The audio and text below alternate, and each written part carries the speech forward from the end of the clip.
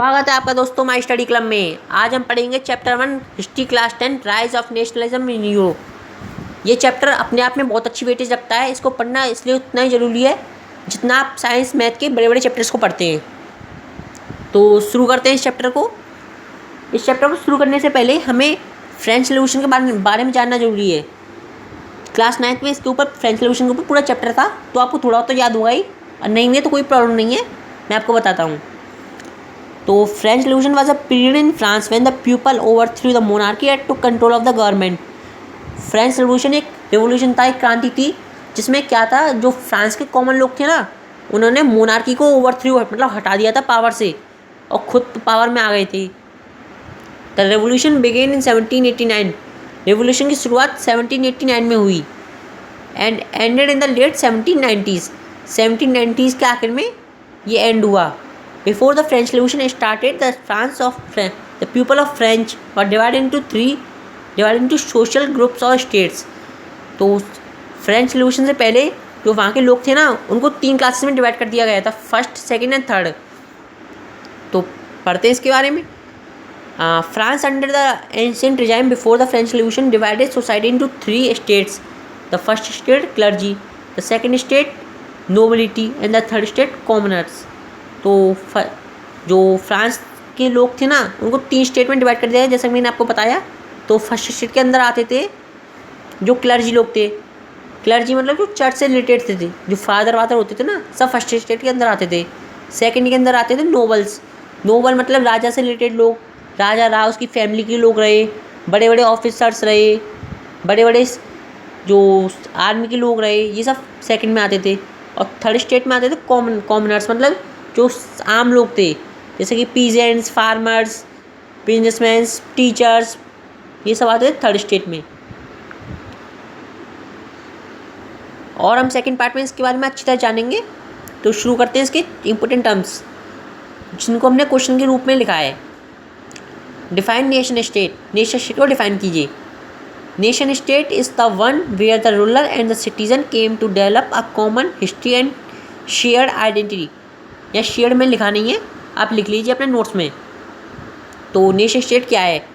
देखिए, nation state एक geographical territory जहाँ जो रूलर मतलब राजा है, ये जो शासन करता है, जो शासन कर रहा है वहाँ पे, जो सिटीजन्स लोग हैं वहाँ के, वो आपस में आए और मिलकर एक कॉमन हिस्ट्री मतलब जिनकी हिस्ट्री सेम हो, और शेयर आइडेंटिटी को डेवलप करें, जिससे कि एक सेंटीमेंट जुड़ जाए, जिससे कि उन सबको जोड़ के रखा जा सके। तो ऐसी एक जोग्राफिकल टेरिटरी को नेशन स्टेट कहेंगे। आप इसको, इस डेफिनेशन को लिख के पेपर में पूरे नंबर पा सकते हैं। तो शुरू करते हैं question number 2। Who was Frederic Sorrieu? Frederic Sorrieu was a French artist who prepared a series of 4 prints visualising his dreams of world made up of democratic and social republic. Frederic Sorrieu एक French artist था जिसने 4 prints की एक series तैयार की थी, और जिसमें उसने अपने जो ड्रीम था उसको दर्शाया था दुनिया के बारे में, जो कि किसकी है? डेमोक्रेटिक एंड सोशल रिपब्लिक की। मतलब हाँ, डेमोक्रेसी रूल करती है, कोई मोनार्की रूल नहीं करती। ठीक है। What does absolutist mean? Absolutist बहुत अच्छा क्वेश्चन है ये की टर्म्स बहुत अच्छी तरह से पेपर में आ सकते हैं, और ये कम से कम 2 या 3 नंबर में बहुत अच्छी तरह से आ जाएंगे, और आपको आपको रटे होने चाहिए, ये समझ लीजिए। तो एब्सोल्यूटिस्ट का मतलब समझते हैं। A form of government that has no restraints on power exercise. एक गवर्नमेंट की फॉर्म है जिसके ऊपर कोई भी पाबंदियाँ नहीं है अपनी पावर को बढ़ाने पे, मतलब जितनी चाहे अपनी पावर को बढ़ा सकती है। इन हिस्ट्री, इतिहास में, the term absolutist refer to monarchical government that has centralised, militarised and repressive. Absolutist जो टर्म है उसको जोड़ा जाता था मोनार्किकल गवर्नमेंट से। मतलब जो मोनार्किकल गवर्नमेंट था उसके लिए एब्सोल्यूटिस्ट यूज़ किया जाता, क्योंकि वो सेंट्रलाइज्ड, उसके हाथ में पावर एक जगह कॉन्सेंट्रेट होती थी, राजा के हाथ में। मिलिटराइज्ड, राजा के पास मिलिट्री की पावर होती थी। रिप्रेसिव, ठीक है। तो आई होप आप समझ गए होंगे। Question number 4। What was Jacobin club? Jacobin club आपको याद हो, क्लास 9 में भी आया था। तो पढ़ते हैं इसके बारे में। Jacobin Club was a political club that was set up by the student and educated middle class in all over Europe to replace autocratic regime in Europe with democratic government. जो जोकोबिन क्लब था ना, एक political club था जो कि किसने setup किया था? स्टूडेंट्स और मिडिल क्लास लोग। मिडिल क्लास मतलब बिजनेसमैन्स और टीचर्स, ये सब पूरे यूरोप में सेटअप किया गया था टू रिप्लेस ऑटोक्रेटिव रिजाइम। ऑटोक्रेटिव रिजाइम ध्यान से सुनिए। ऑटोक्रेटिव रिजाइम मतलब जो मोनार्कियल फॉर्म ऑफ गवर्नमेंट है ना, उसको हटाने के लिए फिर डेमोक्रेटिव गवर्नमेंट से।